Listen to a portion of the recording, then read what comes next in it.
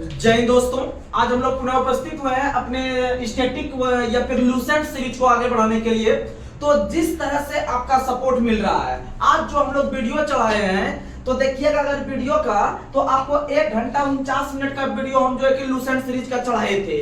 और आप लोग देख रहे हैं कि 1 घंटा 49 मिनट का वीडियो आदमी हम देखे थे लगभग 6 घंटा में। 6 घंटा में मेरा व्यू लगभग 550 पार कर गया था। लेकिन 1 घंटा 49 मिनट का वीडियो पे जो वॉच टाइम आया था मेरा 110 घंटा आया था। सिर्फ 6 घंटे में, समझ सकते हैं, सिर्फ 6 घंटे में 110 घंटा वॉच टाइम आया था। तो अभी यह बढ़ गया होगा, आपका 150 घंटा के आसपास भी बढ़ गया होगा और यह लगभग आपका बहुत आगे चलते रहेगा। तो आप लोग का जिस तरह से प्यार मिला, हमारे लूसेंट सीरीज को जिस तरह आप सपोर्ट कर रहे हैं, अगर आप हकीकत में अपना समय इस पर अधिक से अधिक देने का प्रयास कीजिएगा तो आप निखर जाइएगा। और जिस दिन आप निखर जाइएगा उस दिन समझ लीजिए कि आपका सिलेक्शन आसानी से हो जाएगा और आप एक अच्छे लिस्ट की श्रेणी में आने लगेंगे।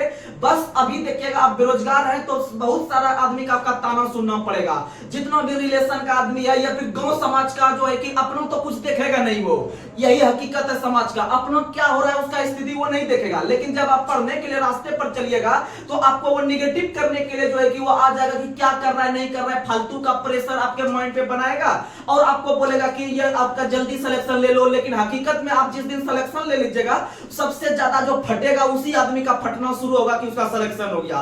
इसीलिए आप लोग दुनिया का किसी का नहीं सुनना है, बस आप पॉजिटिव होकर तैयारी कीजिए। और हम जिस तरह से आपको सपोर्ट कर रहे हैं, बस आप उसी तरह से कदम मिलाकर आप मेरा समर्थन कीजिए। एक दिन सिलेक्शन आपका पक्का हो जाएगा और आपके माता पिताजी और भाई बहन को ही सिर्फ साथ में लेकर चलना है, बाद में की दुनिया कुछ नहीं है।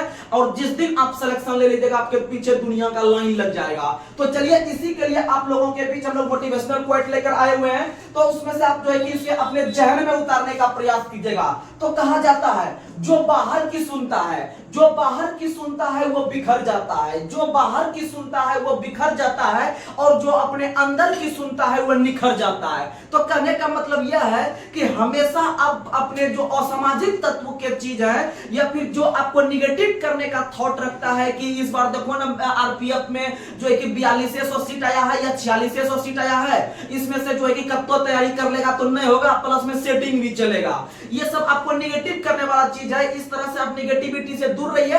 यानी कह सकते हैं कि जितना भी सेटिंग चलने का रहेगा वो चलेगा ही, वो रुकेगा नहीं। लेकिन जो सिलेक्शन पाने वाला बच्चा रहता है वो निगेटिविटी से दूर रखे और एक सीट से उसको मतलब रहता है, वो सिलेक्शन लेके चल जाता है और बाद में कि उसको देखते रह जाता है। तो इसीलिए जो है कि आप लोग इसे अपने जहन में उतारने का प्रयास कीजिएगा और सबसे अपने जो भीतर का जो आत्मा जो आपका बोलेगा आप उनको लेकर चलिएगा और आप कभी भी निगेटिव नहीं आइएगा। और जिस प्रकार से आप लोग तैयारी कर रहे हैं करते रहिएगा। और थोड़ा सा भी अगर आपको कहीं पर भी तैयारी करने में, आप जिस भी एग्जाम का तैयारी कर रहे हैं, अगर आपको तैयारी करने में अगर आपको कुछ भूल हो रहा है या निगेटिव आ रहा है माइंड में, हमसे होगा कि नहीं होगा, या कोई सा टॉपिक हमको समझ में नहीं आया, या किसी ना किसी छात्र का कोई ना कोई टॉपिक कमजोर होता है या कोई सब्जेक्ट कमजोर होता है, तो आप हमसे डायरेक्ट कांटेक्ट कर सकते हैं। उसमें कहीं कोई रोक नहीं है। बहुत सारे छात्र का कॉल आता है कि ये वाला सब्जेक्ट हमको समझ में नहीं आता है, या फिर आपको बता देते हैं कि जो भी टॉपिक यहां पर हम क्लियर करने का प्रयास करते हैं, जैसे मान लीजिए अभी हम आपको इतिहास पढ़ाएंगे। ये जो इतिहास पढ़ाएंगे, इतिहास से संबंधित जितना भी आपको चीज बताएंगे, आप ऑब्जेक्टिव बुक रखे होंगे लूसेंट वगैरह, या फिर आप यूट्यूब पे सर्च मारिएगा ऋग्वेद से संबंधित क्वेश्चन, तो इसका मतलब आपका बहुत सारा क्वेश्चन आ जाएगा। और आप हमको पढ़ाने के बाद जो है कि आप आसानी से टिक लगा सकते हैं। इससे आपको ज्यादा दिन तक याद रहेगा और लगेगा कि नहीं, कुछ हम जो पढ़ रहे हैं हमको समझ में आ रहा है। तो सबसे पहला आप समझिएगा, आपको 3 स्टेप से लेकर गुजारेंगे हम, और 3 स्टेप आपको फॉलो करना होगा, तब देखिएगा तैयारी कैसा होता है। पहला स्टेप, आपको जो हम टेलीग्राम चैनल पर जो सिलेबस देते हैं आप उसको एक बार कम से कम पढ़ लीजिए। उसके बाद आपको दूसरा चीज बताते हैं, आपको जो हम मेरा वीडियो प्राप्त होगा, इस वीडियो को आप देख लीजिए और इससे संबंधित आप एक शॉर्ट नोट बनाने का भी प्रयास कीजिए। उसके बाद तीसरा याद रखिएगा कि आपको जो है कि आपका जो है कि ऑब्जेक्टिव क्वेश्चन मारने का प्रयास कीजिए, या फिर एमसीक्यू, इसी को कहते हैं एमसीक्यू, ठीक है, मल्टीपल चॉइस क्वेश्चन, यानी ऑब्जेक्टिव यानी वस्तुनिष्ठ प्रश्न को आप अधिक से अधिक हल कीजिए, जो कि आप ये सब चीज पढ़े हुए हैं। इससे क्या होगा कि आपका ज्यादा दिन तक जो है कि आपको याद रहेगा। और जिस भी एग्जाम का आप तैयारी कर रहे हैं, बस पॉजिटिव होकर कीजिए, आपका सिलेक्शन हो जाएगा। तो चलिए, इसी बात के साथ हम लोग जो है कि आगे का सेशन को हम लोग शुरुआत कर रहे हैं।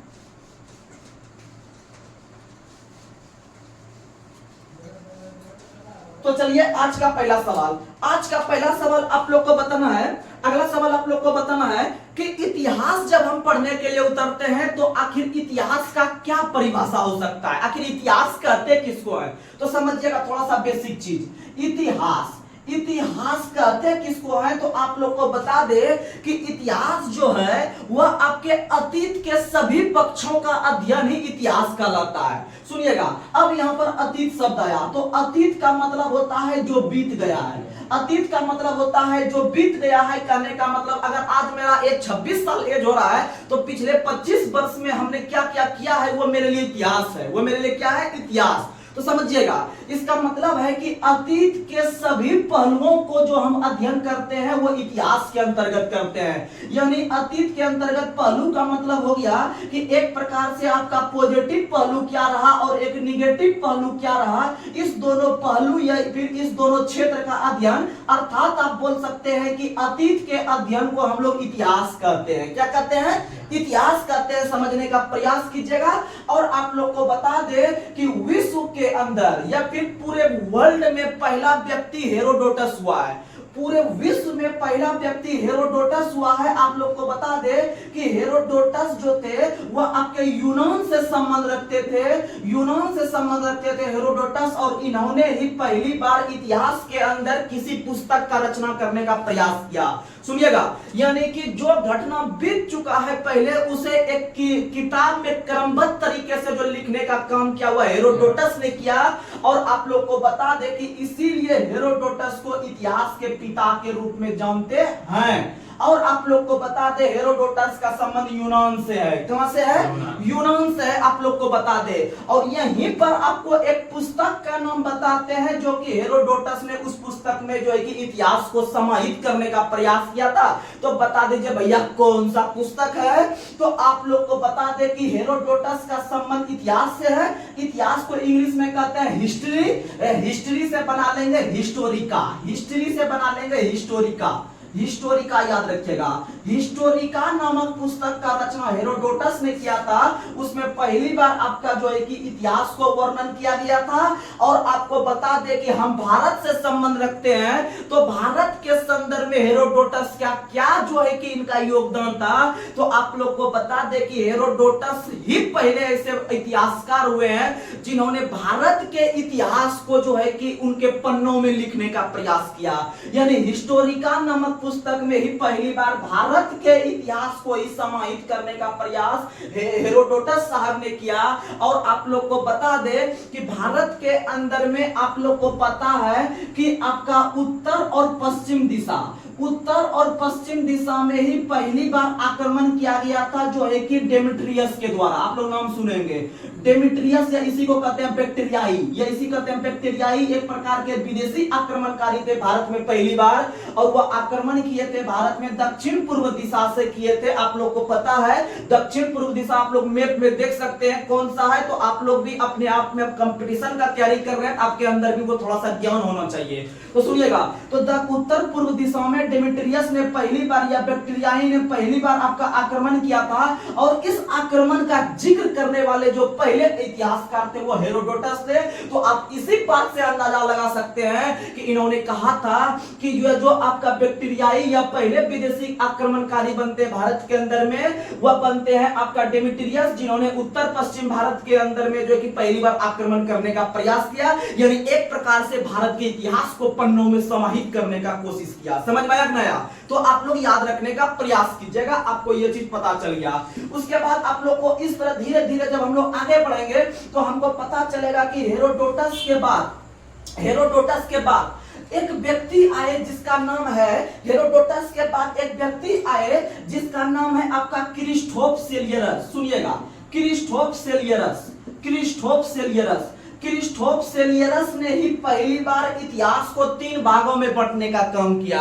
इतिहास को 3 भागों में बांटने का काम क्रिस्टोफर सेलियरस ने किया, जिसमें कि आप लोग अभी भी पढ़ते हैं। एक पढ़ते हैं एंशिएंट हिस्ट्री पढ़ते हैं, उसके बाद एक आप मिडेवल पढ़ते हैं, उसके बाद आप एक मॉडर्न पढ़ते हैं। यानी ये 3 सब्जेक्ट में बांटने का काम क्रिस्टोफ सेलियरस ने किया था। किसने किया था?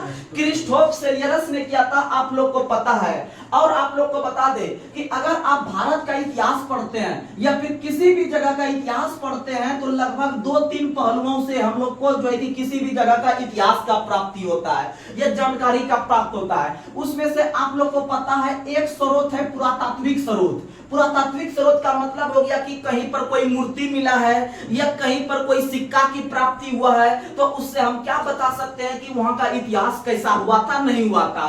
और दूसरा आप बता सकते हैं साहित्यिक स्रोत। साहित्यिक का मतलब होता है आप जो है कि विभिन्न प्रकार के लेखक के द्वारा विभिन्न प्रकार के वंश का या इतिहास का जो है कि पुस्तक का रचना किया गया है और उसमें विभिन्न प्रकार के शासक का इतिहास के बारे में बताया गया है। जैसे कि चंद्रगुप्त मौर्य के अंतर्गत आप लोग को पता है कि वह मगध राजवंश में जो शासन कर रहे थे उसके अंदर में प्रधानमंत्री और लेखक के रूप में काम कर रहे थे चाणक्य या कौटिल्य या विष्णुगुप्त, जिन्होंने अर्थशास्त्र नाम के पुस्तक का रचना किया था और बताया था कि यहाँ का शासन प्रशासन चंद्रगुप्त मौर्य ने कैसे संभालने का प्रयास किया था।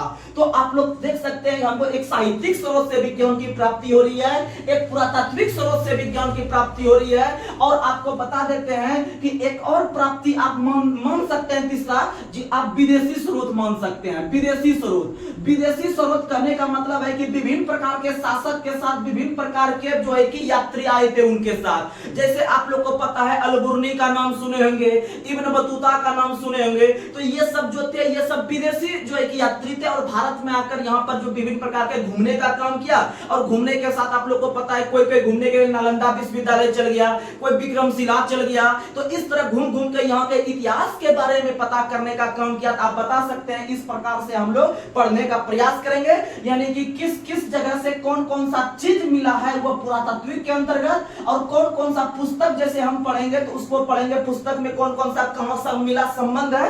और आपका विदेशी स्रोत पढ़ेंगे कि कौन सा विदेशी यात्री ने कौन सा पुस्तक का रचना किया और कहां के बारे में बताने का प्रयास किया है। जैसे आप लोग को पता है कि राष्ट्ररंगिनी जो थे यानी कहलन का एक पुस्तक है राष्ट्ररंगिनी और वह कश्मीर के इतिहास के बारे में बताने का प्रयास करता है। तो इसका मतलब आप बता सकते हैं कि ये सब चीज से हम लोग जानकारी प्राप्त करेंगे आगे।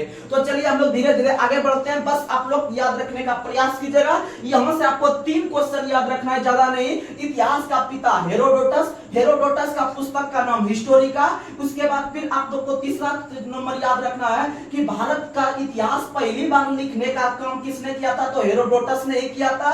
उसके बाद चौथा याद रखना है कि इतिहास को 3 भागों में बांटने का काम क्रिस्टोफ सेलियरस ने किया था। ये सब चीज समझने योग्य क्वेश्चन है। जब आप बीपीएससी मेंस वगैरह में बैठिएगा तो फिर आपको इस लेवल से लिखना पड़ता है, लेकिन आपको अभी किसका जरूरत नहीं है वनडे एग्जाम के लिए। तो चलिए आगे बढ़ते हैं।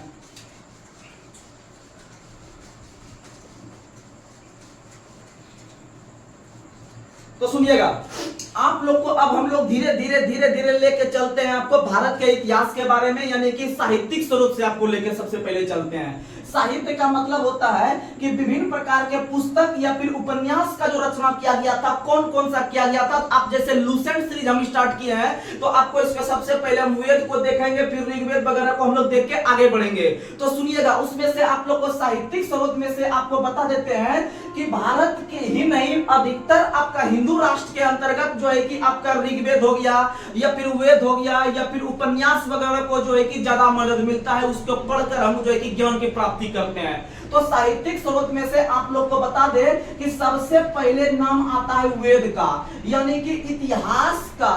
भारत के अंदर में इतिहास को अगर जानने का सबसे पहला प्रयास करते हैं तो हम लोग वेद से करते हैं, ठीक है, वेद को करते हैं। और आप लोग को बता दे कि वेद जो रचनाकार थे, यानी वेद जो रचनाकार थे या फिर वेद का जो लेखक थे, कहा जाता है कि वेद के लेखक जो थे वो कोई आदमी नहीं थे, वो एक भगवान के रूप में थे। किस रूप में थे? भगवान के रूप में जो है कि वेद का रचना किया गया है। और याद रखेगा वेद का रचना जो किया गया है वेद व्यास के द्वारा। किसके द्वारा? वेद व्यास के द्वारा जो है कि वेद का रचना किया गया है। और वेद व्यास ने ही आपका महाभारत का भी रचना किया है। महाभारत का रचना भी किसने किया है? वेद व्यास ने किया है। और वेद का रचना भी किसने किया है? तो वेद व्यास ने किया है, आप लोग को पता है। और पता है आप लोग को कि जब यह वेद का रचना किया आपका वेद व्यास ने, तो यह आपका एक सामूहिक रूप से कर दिया वेद का रचना, लेकिन इसको तोड़ तोड़ के वो नहीं समझा पाए। तो याद रखिएगा कि वेद को हम लोग तोड़ तोड़ के समझते हैं। तो उसमें से जो पहला वेद है आपका, याद रखिएगा ऋग्वेद। कौन सा वेद? ऋग्वेद। ऋग्वेद का रचना सबसे पहले किया गया है। हमारे 4 प्रकार के वेद में से चारों वेद का रचना में सबसे पहले ऋग्वेद का रचना किया गया था। आप लोग को बता देते हैं कि ऋग्वेद का रचना मतलब कब हुआ था। तो आप लोग को बता दें कि ऋग्वेद का रचना जो हुआ था आपका 1500 बीसी से लेकर 1000 बीसी के बीच हुआ था। याद रखिएगा सबसे पहले इसी का हुआ था। 1500 ईसा पूर्व से 1000 ईसा पूर्व के बीच ऋग्वेद का रचना हुआ था। और बाद बाकी जो तीनों वेद अभी यहाँ पर हम लिखेंगे, यानी कि आपको यजुर्वेद हो गया, उसके बाद सामवेद हो गया, और लास्ट में जो अथर्ववेद होता है, ये तीनों का रचना जो किया गया था, याद रखिएगा ये किया गया था, यानी 1000 तक ये कवर कर लिया। इसको शुरू करेंगे 1000 ईसा पूर्व से 600 ईसा पूर्व के बीच किया गया था ये तीनों का रचना। यानी आप बता सकते हैं कि साहित्य को समझने के लिए वेद का रचना वेद व्यास ने किया था, लेकिन इसको हम लोग 4 ब्रांच में तोड़ने का काम किया आगे चलकर। और उसमें से सबसे पहले ऋग्वेद बना। ऋग्वेद का जो जन्म हुआ था वह सबसे पहले 1500 ईसा पूर्व से 1000 ईसा पूर्व के बीच। बीसी का मतलब होता है आपका जो क्या होता है, ईसा पूर्व, यानी कि आपका इसको कह सकते हैं बिफोर क्राइस्ट कह सकते हैं। और एडी का मतलब होता है एन्नो डोमिनी, यानी कि एडी बोल सकते हैं, यानी इसको ईसवी बोल सकते हैं। लेकिन उस पर हम चर्चा करेंगे, वो आप लोग समझ पा रहे होंगे। तो आप लोग कंटेंट टू कंटेंट हम बात कर रहे हैं। तो अगर क्वेश्चन पूछेगा कि सबसे पहला वेद कौन सा है, बताइएगा आप लोग ऋग्वेद है। और ऋग्वेद का रचना 1500 ईसा पूर्व से 1000 ईसा पूर्व के बीच हुआ था। अगर हम बात करते हैं कि इस तीनों का रचना कब कब हुआ था, तो आप एक मुश्त में बताइएगा 1000 बीसी से 600 बीसी के बीच हुआ था। समझ में आ गया? उसके बाद अगर हम बात करते हैं कि सबसे लास्ट में किसका रचना किया गया था, तो अथर्ववेद का रचना किया गया था। इसीलिए अगर क्वेश्चन पूछेगा कि सबसे नया वेद कौन सा है, तो अथर्ववेद। अगर इसी को बोलेगा कि सबसे बाद का वेद कौन सा है, तो बताइएगा अथर्ववेद। और सबसे पुराना कौन सा है, ऋग्वेद। सबसे पुराना कौन सा है, ऋग्वेद। आप लोग याद रखने का प्रयास कीजिएगा। उसके बाद अगर हम बात करते हैं धीरे धीरे धीरे धीरे जब हम बात करते हैं, अगर आप एक नया शब्द की उत्पत्ति होता है संहिता, एक नया शब्द की उत्पत्ति होता है संहिता। अगर इस चारों वेद को एक समान जोड़ के देखिएगा तो उसको हम लोग संहिता के नाम से जाने। किस नाम से जाने? संहिता। तो क्वेश्चन पूछेगा कि चारों वेद को सामूहिक रूप से किस नाम से जानते हैं, तो संहिता के नाम से। किस नाम से? संहिता के नाम से। और वेद की संख्या कितनी है? 4। वेद की संख्या कितनी है? 4। उसमें सबसे पुराना कौन सा है, तो ऋग्वेद। और सबसे नया कौन है? अथर्ववेद। अथर्ववेद है। आप लोग धीरे धीरे याद रखिएगा। तो चलिए हम लोग एक एक करके जो है कि ऋग्वेद का कंटेंट समझेंगे, इस तरह चारों का कॉन्सेप्ट क्लियर करेंगे। आप लोग जो महत्वपूर्ण क्वेश्चन है, हाई से हाई क्वेश्चन आपको बताने का प्रयास करेंगे। आप लगातार बनकर तैयारी कीजिएगा। तो चलिए हम लोग जो है कि ऋग्वेद को समझने का प्रयास करते हैं। ऋग्वेद से संबंधित जो भी कंटेंट आता है एग्जाम में, उसको हम लोग देखने का प्रयास करते हैं। तो ऋग्वेद जो है वो सबसे पहला तो लिखा गया वेद है। आप लोग इसमें कंफर्म रहिएगा, नो डाउट। अगर आपसे क्वेश्चन पूछे कि ऋग्वेद का अर्थ आखिर क्या होता है, तो आप लोग को बताना है कि ऋग्वेद का अर्थ होता है कि वैसा वेद जिसका रचना ऋचाओं के रूप में किया गया है। किस रूप में किया गया है? ऋचाओं के रूप में। यानी कि वैसा वेद जिसकी रचना ऋचाओं के रूप में की गई है, उसे हम लोग ऋग्वेद कहते हैं। उसे हम लोग ऋग्वेद कहते हैं। लेकिन बहुत आदमी को ये ऋचा ही समझ में नहीं आया होगा। तो ऋचा का मतलब आप समझ सकते हैं मंत्र वगैरह। क्या समझ सकते हैं? मंत्र वगैरह समझ सकते हैं। ऋचा इसका मतलब ऋग्वेद जो है वह ऋचाओं के रूप में लिखा गया है आपका, इसीलिए इसे ऋग्वेद कहा जाता है। और ऋग्वेद से ही पहली बार जो है कि आर्य के विषय में जानकारी मिलती है। किसके विषय में? आर्य लोग। आप लोग को समझ में आ रहा होगा, थोड़ा बहुत पढ़े होंगे कि आर्य जो थे एक प्रकार से जो है कि एक आपका व्यक्ति के समूह का नाम था। ठीक है, व्यक्ति के समूह का नाम था जिसका जो इसका निवास स्थान मध्य एशिया में है। आर्य वगैरह का निवास स्थान मध्य एशिया में था। और आप लोग पढ़ते होंगे कि भारत में जो ये सबसे पहले आपका आर्य आके बसे थे, वो आपके पंजाब अफगानिस्तान वगैरह के एरिया में आपके बसे थे, आप लोग को पता है। तो आर्य के बारे में जानकारी ऋग्वेद से प्राप्त होती है और ऋचाओं के रूप में जो है कि पहली बार आपका ऋग्वेद का जो है कि गणना किया गया था। उसके बाद अगर हम बात करते हैं भैया, जिस प्रकार से आप पढ़ते हैं कि 8वीं आपका भारत के संविधान में जो है कि 395 अनुच्छेद थे, 8 अनुसूची थी और 22 भाग थे। तो उसी तरह से आप लोग यहाँ कंटेंट टू कंटेंट याद रखिएगा कि ऋग्वेद में अगर बोले कितने मंडल थे, तो ऋग्वेद में कुल 10 मंडल थे। कितने मंडल थे? 10 मंडल थे। अगर बात करते हैं ऋग्वेद में कुल कितने सूक्त थे, तो ऋग्वेद में कुल 1028 सूक्त थे। कितने सूक्त थे? 1028 सूक्त थे। अगर हम बात करते हैं कि ऋग्वेद में कुल कितना ऋचाएं थी या मंत्र था, तो ऋग्वेद में कुल 10,462 ऋचा थी, या फिर कोई बुक लिखता है 10,580। आपको दोनों याद रखना है, 10,462 और 10,580 भी आप लोग को याद रखना है। और आप लोग को बता दें कि ऋग्वेद के पाठकर्ता को होत्री कहते हैं। ऋग्वेद के पाठकर्ता को क्या कहते हैं? होत्री कहते हैं। आप लोग को हम चारों बता देते हैं, यहीं पर याद रख लीजिएगा, आप नोट डाउन कर लीजिएगा ब्रैकेट के अंदर में। अगर पूछे ऋग्वेद के पाठकर्ता को तो होत्री मारिएगा। अगर आपसे पूछे सामवेद के पाठकर्ता को, तो सामवेद के पाठकर्ता को उदात्री कहते हैं। सामवेद के पाठकर्ता को उदात्री कहते हैं। अगर क्वेश्चन पूछे कि आपका जो है कि यजुर्वेद के पाठकर्ता को क्या कहते हैं, तो यजुर्वेद के पाठकर्ता को अर्धवयु कहते हैं। अर्धवयु कहते हैं, याद रखिएगा, अर्धवयु कहते हैं। और अथर्ववेद के पाठकर्ता को जो है कि ब्रह्मा कहते हैं। क्या कहते हैं? ब्रह्मा। क्योंकि अथर्ववेद का रचना ब्रह्मा ऋषि ने किया था। किसने किया था? ब्रह्मा ऋषि ने किया था। इसीलिए आपको हम कुछ जुगाड़ देते हैं, एक दो याद रखिएगा। देखिएगा, आप लोग देख रहे हैं कि चारों वेद में से एकमात्र वेद यजुर्वेद है जिसके ऊपर में रेप लगा हुआ है ऐसे करके, और उसी के आंसर में रेप करके आंसर आता है और किसी में नहीं आता है। आप लोग याद रखिएगा, यानी रेप वाला से रेप याद रखिएगा, यानी ऑप्शन छांटने का जुगाड़ दे रहे हैं। यानी कि यजुर्वेद का अर्धवयु हो गया, सामवेद का उदात्री हो गया, और ऋग्वेद का होत्री सबको याद रहता है, और अथर्वा ऋषि का रचना ब्रह्मा ने किया था, इसलिए ब्रह्मा याद रख लीजिएगा। चलिए हम लोग आगे बढ़ते हैं। तो आप लोग को ये सब याद रखना ही पड़ेगा, कोई उपाय नहीं है दूसरा, इसमें कोई जुगाड़ नहीं है। एग्जाम में हुबहू क्वेश्चन पूछता है कि ऋग्वेद के पाठकर्ता को क्या कहते हैं, होत्री आपको मारना ही पड़ेगा। तो चलिए हम लोग आगे बढ़ते हैं।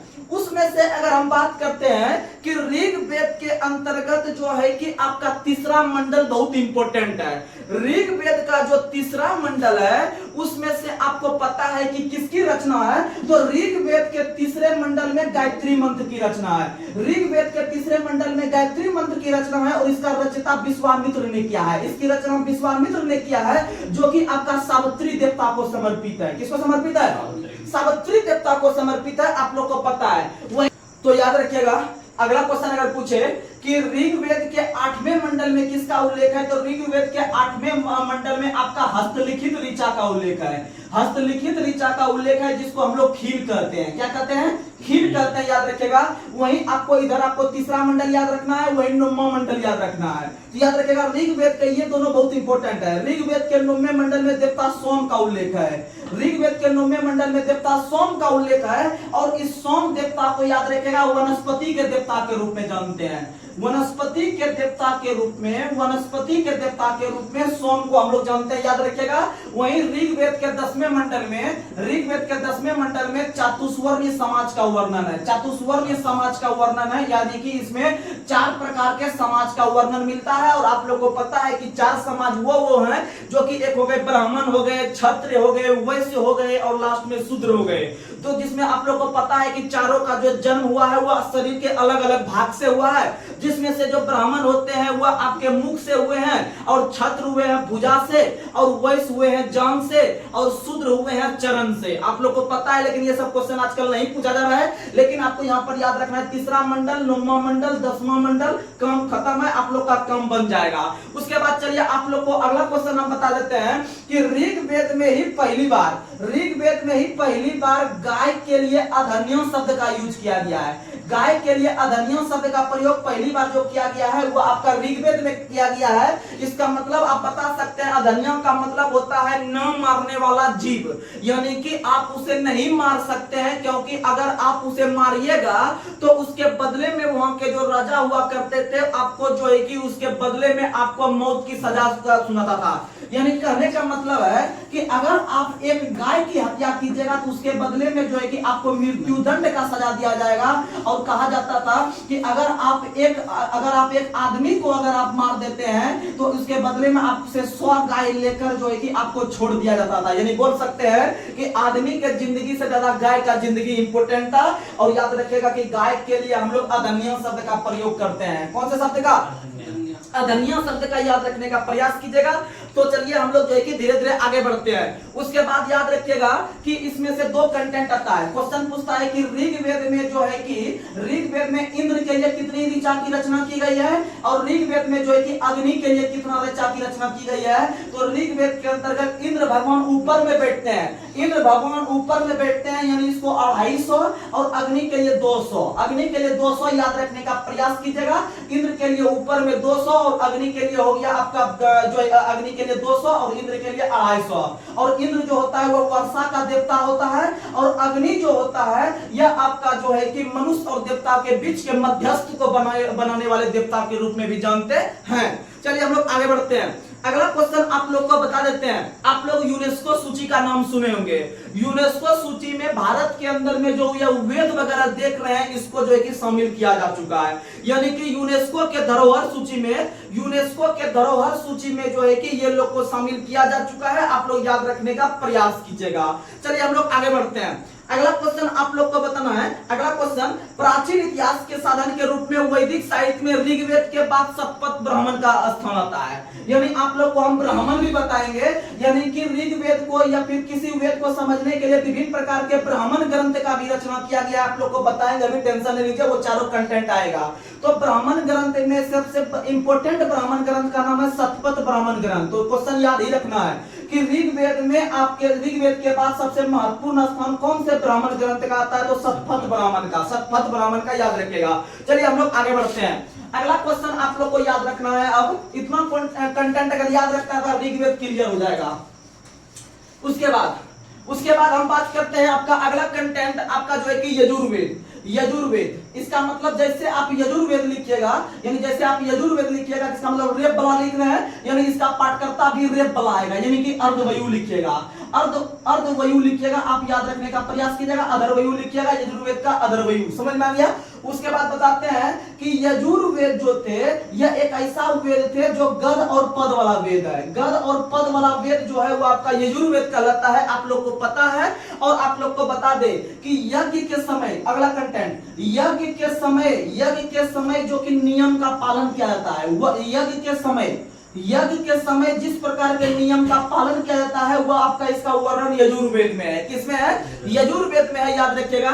इसीलिए इस वेद को धर्मकांडीय वेद के नाम से भी जानते हैं। इसीलिए इस वेद को धर्मकांडीय वेद के नाम से जानते हैं। आप याद रखिएगा, धर्मकांडीय वेद के नाम से किस वेद को? तो यजुर्वेद को गद और पद वाला वेद भी कहते हैं, क्योंकि उसमें यज्ञ के समय वाले नियम का पता चलता है हमें। तो याद रखने का प्रयास कीजिएगा।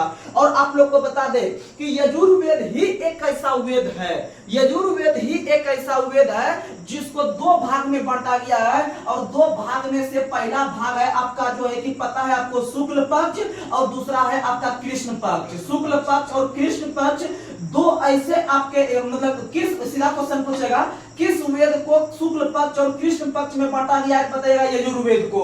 और यजुर्वेद जो है वह गद और पद वाला वेद है, आप लोग को पता है। आगे बढ़ते हैं। अगला क्वेश्चन आप लोग को याद रखना है। अगला क्वेश्चन आप लोग को बता देते हैं।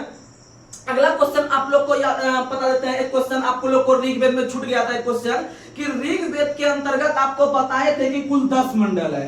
ऋग्वेद में कुल 10 मंडल है और 10 मंडल में से जो पहला मंडल और जो 10वां मंडल है यह सबसे बाद में जोड़ा गया था।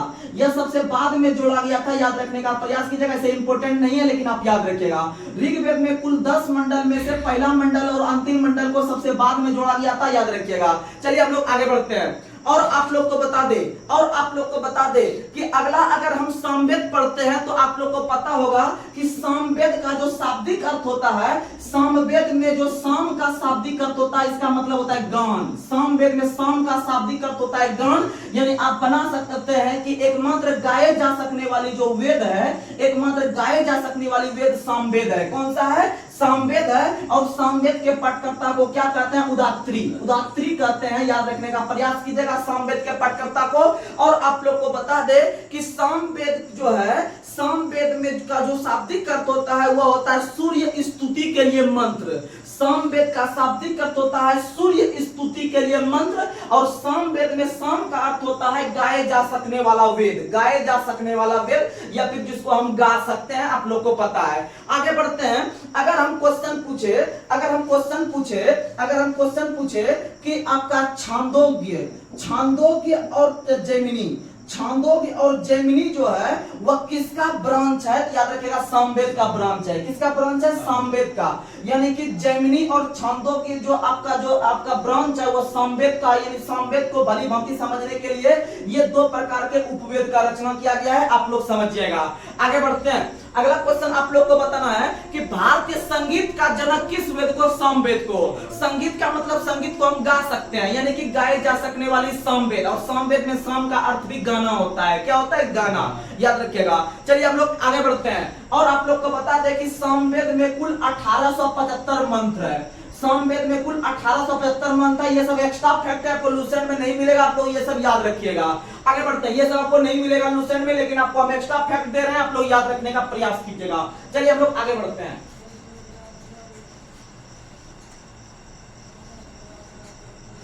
अगला क्वेश्चन आप लोग को बताना है कि अथर्ववेद को कितने अध्याय में बांटा गया है? अथर्ववेद को कितने अध्याय में बांटा गया? याद रखिएगा 20 अध्याय में। कितने अध्याय में? 20 अध्याय में बांटा गया है। और आप लोग को पता है कि अथर्ववेद से ही मुंडकोपनिषद लिया गया है। अथर्ववेद से ही मुंडकोपनिषद का संबंध है, आप लोग को पता है। ये सब चीज आप याद रखिएगा। चलिए आगे बढ़ते हैं। अगला क्वेश्चन आप लोग को बताना है कि अथर्ववेद का रचना किसने किया है? तो अथर्ववेद का रचना जो किया है अथर्वा ऋषि ने। अथर्वा नाम के ऋषि या ब्रह्मा ऋषि बता सकते हैं, दोनों एक ही चीज है। अगला क्वेश्चन आप लोग को बताना है, आप लोग को बता देते हैं। अथर्ववेद के अंतर्गत अगर कुल मंत्र देखते हैं तो कुल मंत्र की संख्या 731 है। अथर्ववेद में कुल मंत्र की संख्या 731 है और अध्याय की संख्या 20 है। अगर हम देखते हैं कि इसमें कितने पद हैं, तो इसमें पद की संख्या 6000 है। पद की संख्या कितनी है? 6000 है। लेकिन ये सब आपको याद नहीं रखना है, और याद रखिएगा कि इसमें जो है कि सभी प्रकार के औषधि हो गया,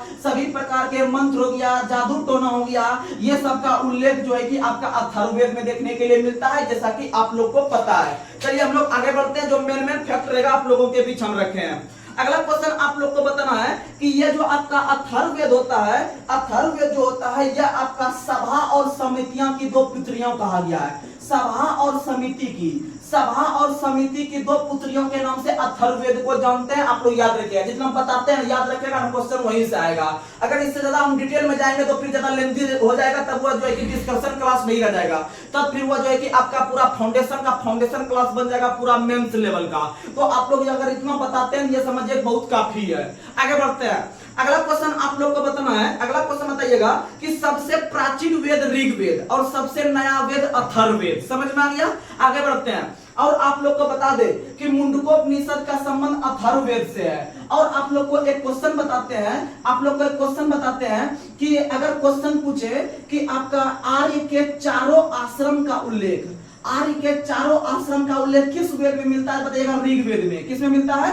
ऋग्वेद में। याद रखने का प्रयास कीजिए, क्योंकि आर्य के बारे में जानकारी पहले आपको ऋग्वेद में ही बता चुके हैं हम आगे कंटेंट में।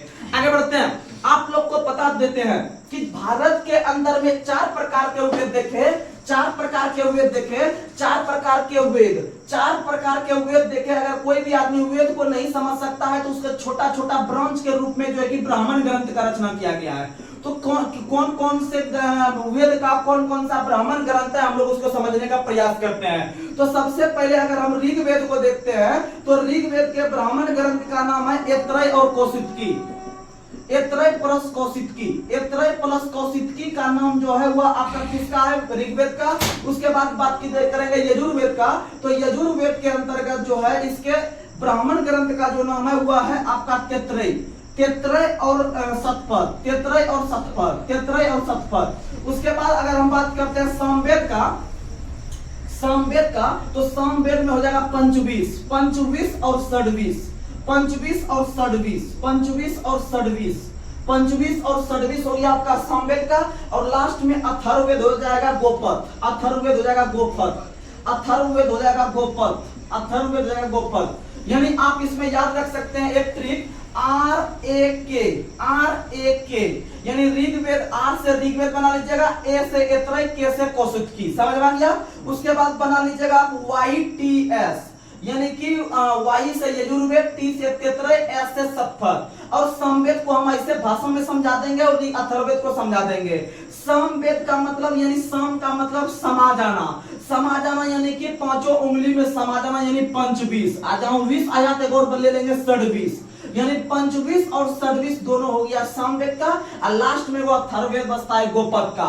इधर से आप याद रखिएगा आर ए के रख और वाई टी एस, यानी जब ऐसे करके रिकॉल कीजिएगा तो आपका आराम से कंफर्म हो जाएगा, नहीं तो आपको रटने में बहुत गलती हो जाएगा, ऐसा समझ लीजिए। ऐसा आपको ऑप्शन में मारने में सहूलियत आएगा। यानी कि आर ए के, आर से ऋग्वेद बना लेना है, और इसका ये जो दोनों आएगा ये ब्राह्मण ग्रंथ को लेके आएगा, यानी कि ऋग्वेद का ब्राह्मण ग्रंथ जो होगा वह ए और के से होगा, यानी कि ऐतरेय और कौशिकी होगा, और जो यजुर्वेद का जो ब्राह्मण ग्रंथ होगा वह आपका टी और एस से होगा, यानी कि टी से तैतरेय हो जाएगा, एस से आपका सत्पथ हो जाएगा, समझ में आ गया। और सामवेद जो होगा वह आपका सामवेद यानी समा जाएंगे पांचों उंगली में, यानी कि सामवेद पंचवीस षडवीस। उसके बाद अथर्ववेद लास्ट में गोपद आ जाएगा, आप लोग याद रखिएगा। चलिए हम लोग आगे बढ़ते हैं। अगला क्वेश्चन आप लोग को बताना है, अगला क्वेश्चन आप लोग को बताना है कि अगर पूछे क्वेश्चन कि उपनिषद की संख्या कितनी है, 108। उपनिषद की संख्या 108 है। आप लोग देखते होंगे गांव सब में जब प्रोग्राम होता है तो वहां लिखा जाता है श्री श्री 108, श्री श्री 108 का मतलब 108 याद रखिएगा उपनिषद, उपनिषद। और उपनिषद भी एक प्रकार का धार्मिक ग्रंथ है जो है कि आपका भारत के अंदर में आप लोग याद रखने का प्रयास कीजिएगा। उपनिषद की संख्या 108 है। अगर पूछे पुराण, पुराण या महापुराण पूछे, इन दोनों की संख्या जो है, दोनों संख्या 18 है। अगर पूछे आपसे वेद की संख्या तो वेद की संख्या 4 है। अगर पूछे वेदांग की संख्या तो वेदांग की संख्या 6 है। वेदांग की संख्या कितनी है, 6 है। तो ये सब आप कंटेंट याद रखेगा, ये सब डायरेक्ट हुबहू क्वेश्चन एग्जाम में आता है। चलिए हम लोग आगे बढ़ते हैं। अगला क्वेश्चन आप लोग को बताना है कि कौन से ब्राह्मण में स्त्री को पुरुष की अर्धांगिनी कहा गया है, तो याद रखिएगा शतपथ ब्राह्मण में। इसीलिए शतपथ ब्राह्मण जो है वह ऋग्वेद के बाद सबसे अच्छा आपका ब्राह्मण ग्रंथ माना गया है, याद रखिएगा शतपथ ब्राह्मण ग्रंथ। और शतपथ ब्राह्मण ग्रंथ में ही आपको स्त्री को पुरुष की अर्धांगिनी यानी पत्नी के रूप में पुकारा गया है। अगला क्वेश्चन आप लोग को बताना है, स्त्री की सर्वाधिक गिरी हुई स्थिति कौन से संहिता से प्राप्त होती है, याद रखिएगा मैत्रेयी संहिता। यानी कि महिला का सबसे गिरा हुआ स्त्री यानी मुंह से महिला, अब मुंह से मैत्रेयी मार दीजिएगा, मैत्रेयी मार दीजिएगा। मैत्रेयी संहिता से स्त्रियों की गिरी हुई स्थिति मिलती है। और स्त्री को जो पुरुष का अर्धांगिनी कहा गया है वह शतपथ ब्राह्मण में, शतपथ ब्राह्मण में, याद रखिएगा। चलिए हम लोग आगे बढ़ते हैं।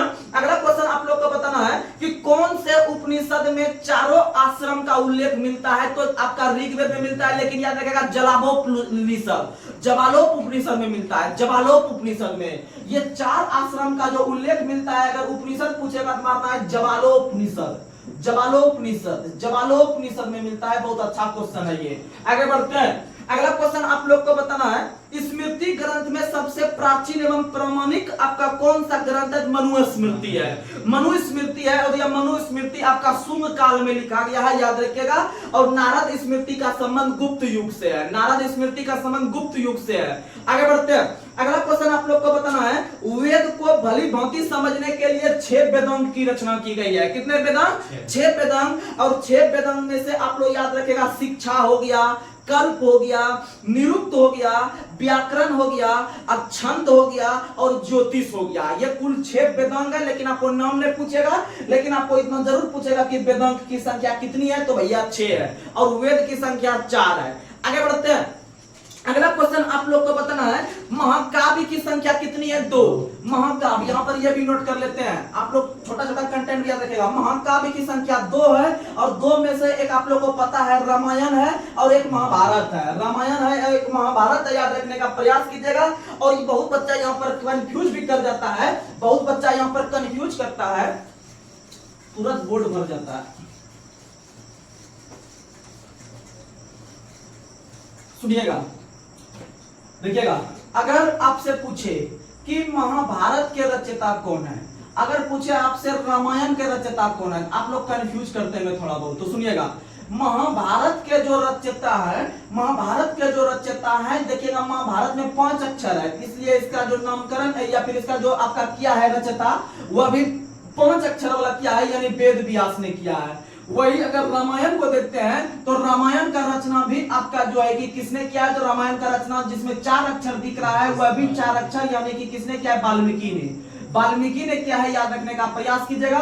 और ये दोनों जो है दोनों महाकाव्य के रूप में जाने जाते हैं, और महाभारत का पूरा नाम जय संहिता है, जय संहिता है। और आप लोग को पता है कि महाभारत का रचयिता वेद व्यास, रामायण का रचयिता वाल्मीकि है, आप लोग को पता है। चलिए हम लोग आगे बढ़ते हैं, और याद रखिएगा कि आदि काव्य के नाम से, आदि काव्य के नाम से हम लोग रामायण को जानते हैं, आदि काव्य के नाम से रामायण को जानते हैं, याद रखने का प्रयास कीजिएगा, क्योंकि इसे आदि कवि के नाम से जानते हैं वाल्मीकि को। आगे बढ़ते हैं, अगला क्वेश्चन आप लोग को बताना है कि विष्णु पुराण का संबंध, विष्णु पुराण का संबंध कौन वंश से है, तो विष्णु पुराण का संबंध है मौर्य वंश से। विष्णु पुराण का संबंध है मौर्य वंश, ये तीनों बहुत बार एग्जाम में आता है, आपको जुगाड़ देके याद करवाएंगे, तो सुनिएगा। विष्णु पुराण का संबंध जो है वह मौर्य वंश से है। अगर आपसे क्वेश्चन पूछे कि आपका मत्स्य पुराण का संबंध किससे है, तो मत्स्य पुराण का संबंध है आंध्र सातवाहन वंश से, आंध्र सातवाहन वंश, वही आंध्र सातवाहन वंश जिन्होंने पहली बार जो है कि आपका शीशे का सिक्का जारी किया था, और वही आंध्र सातवाहन वंश जो कि सबसे पहले आपको ब्राह्मण को भूमि दान देने की प्रथा का शुरुआत किया था, वही सातवाहन वंश जिसका स्थापना आपका जो है कि सिमुक ने किया है। किसने किया है, सिमुक ने किया है। और हो गया मत्स्य, हो गया विष्णु, हो गया, और तीसरा याद रखेगा वायु पुराण। वायु पुराण का संबंध जो है वह गुप्त वंश से है, किससे है, गुप्त वंश से, यानी कि विष्णु पुराण का संबंध है मौर्य वंश से, यानी मौ और वह। हम लोग अब बच्चों में करते होंगे जब हल्ला, हम लोग जब बच्चा में करते होंगे हल्ला, तो उस समय आदमी लोग कहते होंगे कि ज्यादा मौ मौ नहीं करो, यानी कहने का मतलब मौ मौ यानी हल्ला नहीं करो, यानी कि मौ से बना लीजिएगा ट्रिक, यानी मौ से मौर्य वंश और वह से हो जाएगा विष्णु पुराण, मौर्य वंश विष्णु पुराण, समझ में आ गया। मौ यानी कि मौर्य वंश विष्णु पुराण। उसके बाद अगर आपको याद रखना है, उसके बाद आप याद रखिएगा यहाँ पर आंध्र सातवाहन आपका मत्स्य है, यानी कि इसको याद रखिएगा आम, क्या याद रखिएगा, आम, यानी कि आम हो गया एगो मौ हो गया। जब आप इस तरह से याद कीजिएगा ना, तो आपका जब एग्जाम में आएगा क्वेश्चन तो आपका माइंड तुरंत क्लिक कर जाएगा, अच्छा आम एगो बताए थे, एगो आपका मौ बताए थे। अब मौ मतलब मौर्य हो गया, हुआ मतलब वायु हो गया, यानी कि सॉरी विष्णु हो गया, ये आपका क्लियर हो गया। और दूसरा आपका आम हो गया, यानी अ से हो गया आपका आंध्र सातवाहन, मौ से हो गया आपका मत्स्य, और बचा यहाँ पर आपका वायु पुराण गुप्त वंश। तो आप लोग एगो ऐसे भी मार सकते हैं, या फिर इसमें आप बता सकते हैं, इसमें आप बता सकते हैं कुछ भी नहीं, आप ऐसे याद रख लीजिएगा वायु पुराण गुप्त वंश, समझ में आ गया। आप 2 को याद रखिए, तीसरा याद रखना जरूरी नहीं है, आपका अपने आप क्लियर रहेगा। चलिए हम लोग आगे बढ़ते हैं। अगला क्वेश्चन आप लोग को बताना है, अगला क्वेश्चन बताइएगा कि पुराणों में सबसे प्राचीन और प्रमाणिक पुराण कौन सा है, मत्स्य पुराण। पुराणों में सबसे प्राचीन और प्रमाणिक पुराण मत्स्य पुराण है।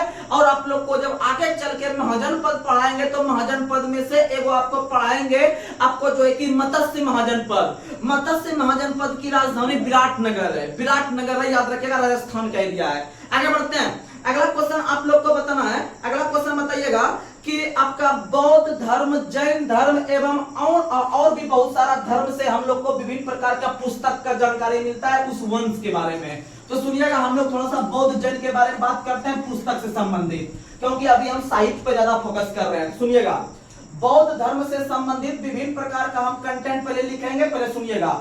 बौद्ध धर्म आप लोग को पता है, बौद्ध धर्म का स्थापना गौतम बुद्ध के द्वारा किया गया था, गौतम बुद्ध के द्वारा किया गया था। और गौतम बुद्ध का जो आपका जन्म हुआ था वह 563 ईसा पूर्व में लुम्बिनी नामक स्थान पे हुआ था। लेकिन स्पेशली हम लोग इसको बौद्ध धर्म में पढ़ने का प्रयास करेंगे। लेकिन अभी हम शुरुआत के चीज में हम देख रहे हैं कि बौद्ध धर्म ने कौन कौन सा पुस्तक वगैरह आया था, यानी कि साहित्यिक स्रोत को हम देखने का प्रयास करते हैं। तो सबसे पहले आप लोग को पता है कि जैसे हम बौद्ध धर्म का नाम लेते हैं, तो बौद्ध धर्म में आप लोग को पता है कि बौद्ध धर्म में सबसे पहले आता है त्रिपिटक। त्रिपिटक, और त्रिपिटक मतलब इसमें 3 गो पिटक छुपा हुआ है। 3 में से आपको हम तीनों फिर से बताने का प्रयास करते हैं। उसमें से आपको हम बताए थे कि त्रिपिटक में जो आपका सबसे पहले आता है आपका कौन सा, तो आप लोग को बताते हैं आता है सुत्त पिटक। सुत्त पिटक, और सुत्त पिटक का रचना जो किया है वो आनंद ने किया है। सुत पिटक का रचना आनंद ने किया है, क्योंकि सुतने के बाद उसको आनंद आता है। तो याद रखिएगा कि पहला हो गया आपका सुत पिटक। सुत पिटक यानी सुतने के बाद हमको आनंद आता है, यानी त्रिपिटक में सुत पिटक का रचना आनंद ने किया है। वहीं पर अगर बात करते हैं अभिधम पिटक, तो अभिधम पिटक का रचना आपका मोगली पुत्तिस ने किया है, मोगली पुत्तिस ने किया है। वहीं पर अगर हम बात करते हैं उसके बाद तीसरा जो बचा आपका विनय पिटक, विनय पिटक का जो रचना किया है वह क्या है, उपाली ने। विनय पिटक का रचना उपाली ने किया है, याद रखने का प्रयास कीजिएगा। अगर हम इसको और थोड़ा सा डिटेल लेके चलते हैं, आपको पता है कि बौद्ध धर्म के पूर्व जन्म की कहानी जातक में मिलती है। किसमें मिलती है? जातक में मिलती है, आप लोग को पता है। और जब इसको हम डिटेल में लेके चलेंगे तो इसमें भी विभिन्न प्रकार के जो है कि और भी पुस्तक का रचना किया गया है। जैसे आप लोग को पता है मिलिंद पहनो, बहुत अच्छा पुस्तक है मिलिंद पहनो। मिलिंद पहनो नाम के पुस्तक का संबंध बौद्ध धर्म से है। और याद रखिएगा मिलिंद पहनो का रचनाकार जो है वह आपका नागसेन है। मिलिंद पहनो पुस्तक के लेखक कौन है? नागसेन। मिलिंद पहनो के लेखक कौन है? नागसेन। वहीं अगर हम बौद्ध धर्म को और देखने का प्रयास करते हैं, एक पुस्तक इसमें से आता है जिसका नाम है आपका बुद्ध चरितम। क्या नाम है? बुद्ध चरितम। और बुद्ध चरित या बुद्ध चरितम के लेखक अश्वघोष है। बुद्ध चरितम के लेखक कौन है? अश्वघोष है। अगर हम बात करते हैं आपका एक और है दिव्यावसन। दिव्यावसन नामक पुस्तक का संबंध भी बौद्ध धर्म से है। और इस पुस्तक का जो रचना किया है वह किया है आपका क्षेमेंद्र ने इस पुस्तक का रचना किया। याद रखिएगा, अच्छा पुस्तक है। और डायरेक्ट पूछेगा कि दिव्यावसन नाम का पुस्तक का संबंध कौन धर्म से है, तो मानिएगा बौद्ध धर्म से। फिर याद रखिएगा बुद्ध चरितम तो आप आराम से मार सकते हैं और जानते हैं। अभी तक का सबसे फेमस क्वेश्चन अगर बताए तो ये वाला है, ये वाला के बाद ये वाला है, उसके बाद ये वाला है। लेकिन इसका रचनाकार अगर पूछेगा तो समझेगा वो थोड़ा सा हाईलाइट क्वेश्चन हो गया। लेकिन ये क्वेश्चन जो पता है दिव्यावसन क्षेमेंद्र, ये बहुत ही हाईलाइट है, के बराबर पूछेगा। लेकिन आप लोग याद रखने का प्रयास कीजिएगा। उसके बाद अगर हम बात करते हैं आपका जैन धर्म का, तो अगर हम बात करते हैं जैन धर्म का तो सुनिएगा, जैन धर्म के अंतर्गत भी विभिन्न प्रकार के पुस्तक का रचना किया गया है। तो जैन धर्म के अंतर्गत हम लोग देखेंगे, सबसे पहले देखेंगे भगवती सूत्र। क्या देखेंगे? भगवती सूत्र। और भगवती सूत्र हो गया, उसके बाद आप लोग को पता है कि भगवती सूत्र के पास हो गया भद्रबाहु चरित्र हो गया। उसके बाद अगर हम बात करते हैं परिशिष्ट वर्मन।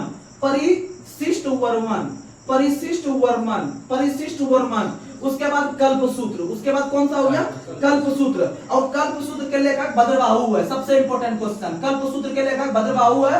उसके बाद आप लोग को पता है कि ये जो भगवती सूत्र है, भगवती सूत्र का जो रचना किया है वो क्या है आपका क्या है, किसने? तो सुधर्मा वर्मन ने किया है। सुधर्मा वर्मन ने जो है कि भगवती सूत्र का रचना किया है। तो आप लोग ये सब क्वेश्चन याद रखने का प्रयास कीजिएगा। आगे हम भी पढ़ेंगे आगे, लेकिन आपको डायरेक्ट क्वेश्चन पूछेगा कि परिशिष्ट वर्मन हो गया, भद्रबाहु चरित हो गया, भगवती सूत्र हो गया, कल्प सूत्र हो गया, ये सब संबंध कौन से धर्म से है? तो जैन धर्म से। यानी यहाँ से भी हमारे भारतीय इतिहास का जो है कि आपका जानकारी प्राप्त होने का काम होता है।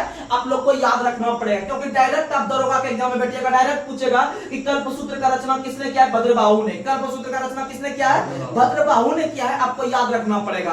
अगर हम इस चीज को कहानी के माध्यम से समझाने का प्रयास करेंगे तो आपको भी बोरिंग लगने लगेगा। आपको लगेगा कि जो है ना ये फाउंडेशन क्लास की तरह चल रहा है, और 1 घंटा गोल हो जाएगा। आपको लगेगा कि मात्र 10 को क्वेश्चन सीखने के लिए मिला, जब वो कहानी के माध्यम से सिखाएंगे। लेकिन आपको चाहिए कंटेंट, और ये डिस्कशन क्लास है तो आप ही लोग के लिए फायदा के लिए हम लोग थोड़ा सा शॉर्ट में खींच रहे हैं। शॉर्ट में नहीं खींच रहे हैं, जितना कंटेंट है कंटेंट टू कंटेंट बात कर रहे हैं। चलिए आगे बढ़ते हैं। अगला क्वेश्चन आप लोग को बताना है, बताइएगा कि कथा वस्तु कौन से धर्म का प्रमुख ग्रंथ है? तो कथा वस्तु बौद्ध धर्म का है। कथा वस्तु जो है यह बौद्ध धर्म का है, आपका हीनियन संप्रदाय से। कौन संप्रदाय से? हीनियन संप्रदाय से, याद रखिएगा। और जैन साहित्य को हम लोग आगम करते हैं। जैन साहित्य को क्या करते हैं? आगम। जितना क्वेश्चन बता देते हैं, लूसेंट का भी ये सब क्वेश्चन मिलेगा। जैन साहित्य को हम लोग आगम करते हैं, याद रखने का प्रयास कीजिएगा। और इधर आप अभी तुरंत आपको हम यहाँ पर क्या बताएं कि आपका जो ये आपका कथा वस्तु है, ये आपका बौद्ध धर्म का है। कथा वस्तु बौद्ध धर्म का है। अगर हम बात करते हैं कि आप लोग को पता है कि अर्थशास्त्र पुस्तक का जो लेखक है वह चाणक्य है। अर्थशास्त्र पुस्तक का जो लेखक है वह चाणक्य है। लेकिन बहुत बच्चा को यहाँ पर माइंड में आ गया होगा एडम स्मिथ। क्या आ गया होगा?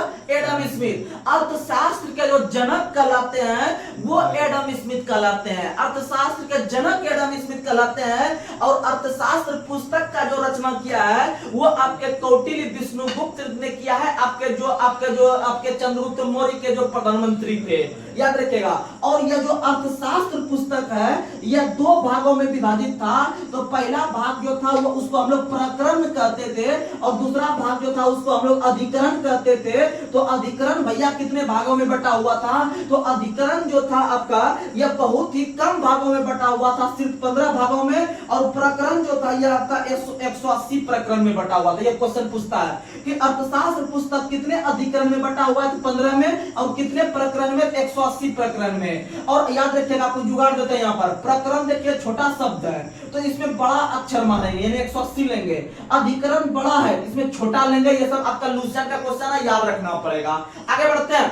अगला क्वेश्चन आप लोग को बताना है कि संस्कृत साहित्य पर ऐतिहासिक घटना को क्रमबद्ध लिखने का सर्वप्रथम प्रयास कलन ने किया था। किसने किया था? कलन ने किया था। और कलन के द्वारा लिखा गया पुस्तक का नाम है राजतरंगिणी, जिसका संबंध कश्मीर के इतिहास से है, याद रखिएगा।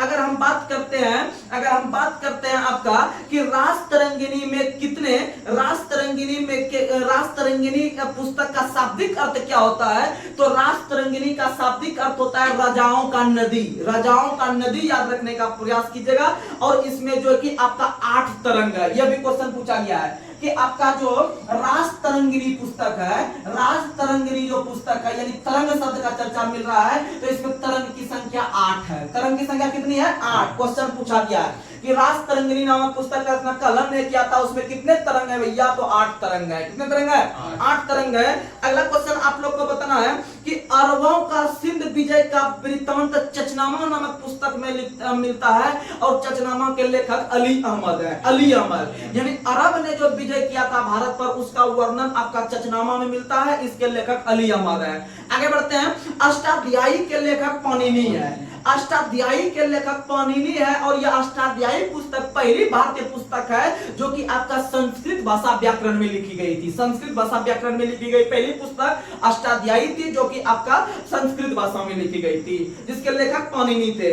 अगला, और इसीलिए संस्कृत भाषा व्याकरण का जनक भी पाणिनि को कहते हैं। आगे बढ़ते हैं। अगला क्वेश्चन, और याद रखेगा, अष्टाध्यायी पुस्तक का संबंध मौर्य युग से है। अष्टाध्यायी पुस्तक का संबंध मौर्य युग से है। आगे बढ़ते हैं।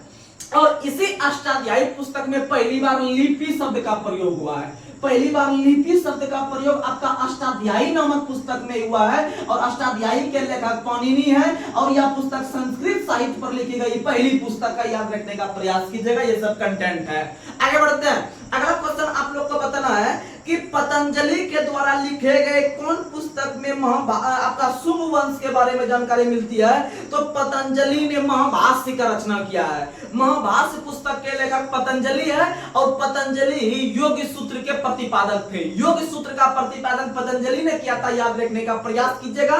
तो चलिए हम लोग आगे बढ़ते हैं। अब हम लोग जो है पॉलिटी की ओर, तो सुनिएगा, आप लोग लगातार बनकर रहिएगा। हम लोग पॉलिटी को तुरंत शुरू कर रहे हैं, तो क्योंकि पॉलिटी जो है अपने आप में बहुत महत्वपूर्ण सब्जेक्ट होता है किसी भी एग्जाम के लिए। तो चलिए 1935 का जो अधिनियम आपको बताए थे, 1935 का भारत शासन अधिनियम, यह सबसे बड़ा अधिनियम था। और इस समय पारित होने के समय आपको बताए थे जो प्रधानमंत्री थे वो ब्लाडविल थे, स्टैनले ब्लाडविल। स्टैनले ब्लाडविल आपके प्रधानमंत्री थे, ब्रिटेन के प्रधानमंत्री, याद रखिएगा। और 1935 का जब अधिनियम भारत में आया तो इसके अंतर्गत आप लोग को पता है कि इसमें 3 प्रकार के सूची आए थे।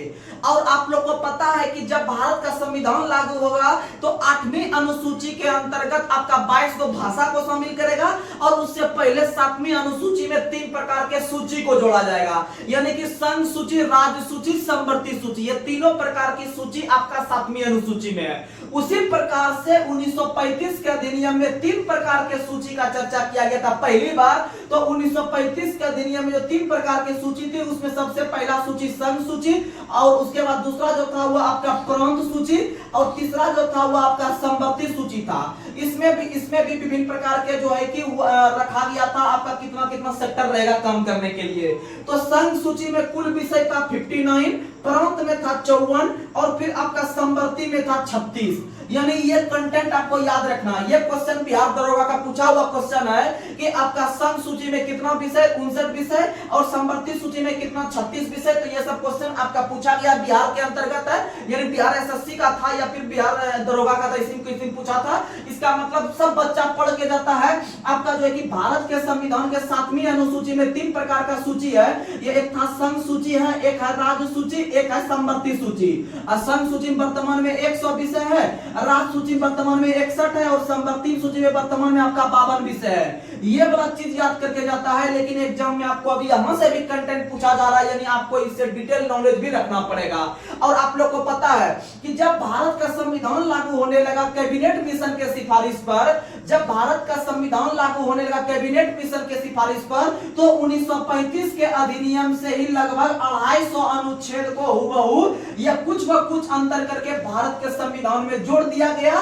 तो इसका मतलब यह वाला कंटेंट को भी ले लिया गया। यानी क्वेश्चन पूछेगा कि कौन से अधिनियम में पहली बार 3 प्रकार के सूची को देखने के लिए मिला था, तो भैया 1935। अब किसमें कितना विषय है आप लोग को पता चल गया होगा। और आपको बताए थे कि 1935 के अधिनियम के तहत ही बर्मा अलग हुआ। 1935 में भारत में पहली बार संघ न्यायालय का स्थापना हुआ। 1935 के तहत ही आप लोग को पता है कि 1935 के तहत ही आपका जो है कि आगे चल के 1937 में पहली बार आपका निर्वाचन हुआ था, पहली बार विधानसभा में जो चुनाव हुआ था 1935 अधिनियम के तहत। और 1935 के अधिनियम का प्रमुख काम था आपका प्रांत स्वायत्तता को स्थापित करना। प्रांत स्वायत्तता को स्थापित करना आप लोग को बताए थे। इससे पहले आपको बताए थे हम 1919, इससे पहले बताए थे 1919 का अधिनियम। तो 1919 के अधिनियम में 2-3 चीज बताए थे। प्रांतों में द्वैध शासन लाए थे और यहीं पर बताए थे आपका जो है कि केंद्र में द्विसदनात्मक, केंद्र में द्विसदनात्मक, ये दोनों व्यवस्था 1919 में, और ये दोनों को हम पलट के रख देते हैं 1935 में। तो 1935 में जो है कि आपका प्रांत में जो हो जाएगा वह आपका द्विसदनवाद हो जाएगा और आपका जो केंद्र में हो जाएगा वह आपका द्वैध शासन का व्यवस्था हो जाएगा। और आप लोग को बता दें कि 1919 में जब प्रांतों में द्वैध शासन लागू किया गया था, तो इसे लागू करवाने वाला जो व्यक्ति था वह था लियोनस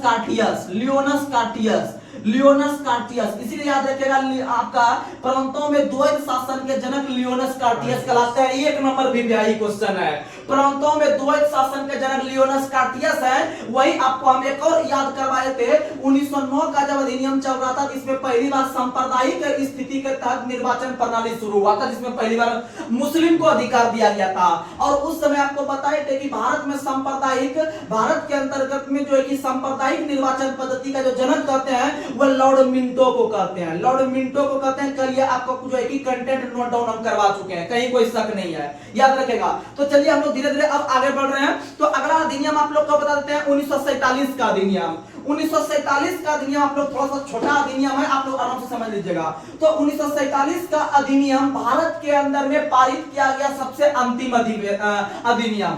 सबसे पहला अधिनियम था आपका 1773 का अधिनियम और सबसे अंतिम का अधिनियम है 1947 का अधिनियम। और 1947 का जब अधिनियम पास किया गया, 1947 का जब अधिनियम पास किया गया तो इसके द्वारा जो है कि सचिव के पद को समाप्त कर दिया गया। सचिव के पद को समाप्त कर दिया गया और सचिव के जगह पे राष्ट्रमंडल के सचिव की नियुक्ति की गई।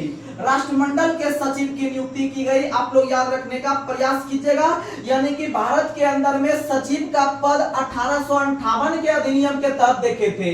आप लोग को पता है 1858 में ब्रिटिश ईस्ट इंडिया कंपनी से कार्यभार लेके जो है कि ब्रिटेन या ताज ने अपने हाथों में ले ली और वहां पर जो है कि आपका सचिव का पद को लाया। आप लोग को बताए और भारत के अंदर में सचिव के पद का जो समाप्ति कर रहा है 1947 में और उसके स्थान पर राष्ट्रमंडल के सचिव की नियुक्ति हो रहा है। आप लोग को पता है, आप याद रखेगा, क्योंकि राष्ट्रमंडल जो था वह आपका ब्रिटेन के अंतर्गत एक ऐसा संस्था था जो कि कभी ना कभी ब्रिटेन का उपनिवेश रहा है। उसी के लिए जो है कि राष्ट्रमंडल का स्थापना किया गया था। और अभी जो राष्ट्रमंडल खेल होता है वह भी उसी प्रकार के देशों का समूह खेल खेलते हैं, राष्ट्रमंडल खेल। और राष्ट्रमंडल खेल प्रत्येक वर्ष 24 मई को मनाते हैं, आप लोग याद रखते होंगे। तो इस प्रकार का घटना घटित हुआ। उसके बाद आप लोग को बता दें आप लोग देखे होंगे यहां पर वायसराय के पद को खत्म कर दिया गया। 1947 का जो भारत स्वतंत्रता अधिनियम था, इसको हम लोग कहते हैं 1947 का भारत स्वतंत्रता अधिनियम। 1947 का भारत स्वतंत्रता अधिनियम कहते हैं क्योंकि इसी अधिनियम के तहत भारत को स्वतंत्रता की प्राप्ति हुई। जब 1947 में भारत के अंदर में अधिनियम आया तो उसके तहत वायसराय के पद को भी खत्म कर दिया गया और इसके तहत फिर से गवर्नर जनरल पद लाया, फिर से गवर्नर जनरल पद लाया। अभी तक आप देखे होंगे, एक बार रिकॉल करवा देते हैं, एक बार रिकॉल करवा देते हैं, सुनिएगा फास्ट, समय दीजिए, आप ही के लिए हम काम कर रहे हैं, नहीं तो हम आगे निकल जाते क्योंकि हम बताए हुए हैं, लेकिन फिर भी आपको रिकॉल करवा रहे हैं, नहीं तो फिर गलती हो जाएगा एग्जाम में, आगे बढ़ने से कोई मतलब नहीं है। सुनिएगा, आपको बताए थे कि 1757 में पहली बार गवर्नर का पद आया था और इस पर रॉबर्ट क्लाइव बैठे थे, आप लोग को बताए हैं, रॉबर्ट क्लाइव बैठे थे। उसके बाद आपको बताए थे 1773 में रेगुलेटिंग एक्ट आया था और यह जो बैठे थे बंगाल के गवर्नर के पद पर बैठे थे और यह जो है कि बंगाल के गवर्नर का पद नाम बदलकर बंगाल का गवर्नर जनरल कर दिया गया और इस पद पर बैठने वाले पहले व्यक्ति वारेन हेस्टिंग बने थे, आप लोग को पता है। उसके बाद बताए थे आपका 1833 में अधिनियम आया, इसके तहत आपका गवर्नर जनरल का पद नाम बदलकर भारत का गवर्नर जनरल कर दिया गया था और इसके तहत बैठने वाले पहले व्यक्ति जो बने थे इस पद पर वो आपके विलियम बेंटिंग बने थे, विलियम बेंटिंग बने थे, ये आपको हम बता चुके हैं। उसके बाद आपको बताए थे 1858 के अधिनियम के तहत जो है कि भारत का जो आपका जो गवर्नर जनरल था, भारत का जो गवर्नर जनरल था इसको वायसराय बना दिया गया और इस पद पर बैठने वाले जो पहले व्यक्ति बने थे लॉर्ड कैनिंग बने थे, लॉर्ड कैनिंग बने थे, आप लोग को हम बता चुके हैं। उसके बाद अगर हम बात करते हैं आपका, उसके बाद अगर बात करते हैं आपका डायरेक्ट जाके 1947 में, तो ये जो वायसराय का पद था यह हुआ वायसराय का पद ही 1947 तक चला, लेकिन आपको यहाँ पर अधिनियम में बता रहे हैं कि वायसराय के पद को भी खत्म कर दिया गया। आपको यह चीज हम नहीं बताए थे लेकिन यहाँ पर बता रहे हैं 1947 के अधिनियम के तहत आपका वायसराय के पद का नाम बदलकर जो है कि आपका भारत का गवर्नर जनरल कर दिया गया और इस पद पर पहले बैठने वाले जो पहले व्यक्ति बने हैं लॉर्ड माउंटबेटन बने हैं, लॉर्ड माउंटबेटन बने हैं, यानी कि भारत के अंतिम वायसराय, भारत के अंतिम वायसराय। सुनिएगा, यह जो अधिनियम आता है यह अधिनियम मार्च के बाद आता है, ठीक है, और हाँ मार्च के बाद आता है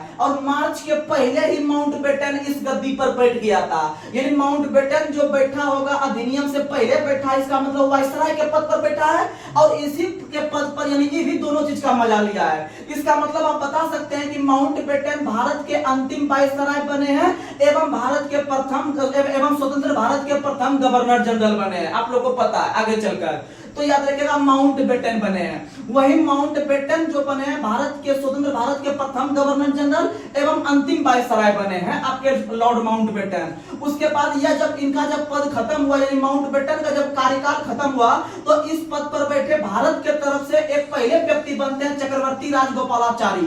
चक्रवर्ती राजगोपालाचारी आप लोग याद करते हैं यह एक भारतीय थे, इसीलिए क्वेश्चन में अगर भारतीय लग के आता तो आप लोग इसी को ढूंढते हैं कि कहां चक्रवर्ती राजगोपालाचारी है, यानी कि स्वतंत्र भारत के, क्योंकि ये जो बैठेगा स्वतंत्र भारत में बैठेगा क्योंकि स्वतंत्र यही करवा दिया है, माउंटबेटन ही करवा दिया है, यानी ये जो बैठेगा स्वतंत्र भारत में बैठेगा, यानी स्वतंत्र भारत के प्रथम भारतीय गवर्नर जनरल अगर पूछेगा तो मारेंगे सी राजागोपालाचारी, सी राजागोपालाचारी याद रखने का प्रयास कीजिएगा। समझ में आ गया? तो चलिए हम लोग धीरे धीरे आगे बढ़ते हैं। आप लोग को बता दें कि यह जो आपका 1947 का जो भारत स्वतंत्रता अधिनियम आया था यह आपका ब्रिटेन के अंतर्गत में 4 जुलाई 1947 को प्रस्तावित किया गया था और फाइनली जो यह पारित हुआ है 18 जुलाई 1947 को पारित किया गया है। यानी ये चीज आपको याद रखना पड़ेगा। अगर पूछेगा कि कब इसको प्रस्ताव के रूप में रखा गया था तो इसको 4 जुलाई को और इसको जो है कि आपका 14 दिन के बाद यह पास हो गया या पारित हो गया। याद रखिए ये दोनों क्वेश्चन बहुत इंपॉर्टेंट है, बहुत इंपॉर्टेंट है। यानी कि भारत स्वतंत्रता अधिनियम को कब रखा गया था जो है कि वहां के संसद में, तो 4 जुलाई 1947 को, और इसको कब पास किया गया ये क्वेश्चन बहुत इंपॉर्टेंट है, 18 जुलाई 1947 को। और 18 जुलाई को हम लोग एक दिवस भी मनाते हैं जिसका नाम है नेल्सन मंडेला दिवस। नेल्सन मंडेला दिवस याद रखने का प्रयास कीजिएगा। चलिए हम लोग आगे बढ़ते हैं। और जब भारत आजाद हो गया क्लीमेंट एटली के घोषणा के तहत आप लोग को हम बताते हैं भारत के आजादी का कुछ हम प्लान बताते हैं, भारत की आजादी का कुछ प्लान बनाते हैं। सुनिएगा,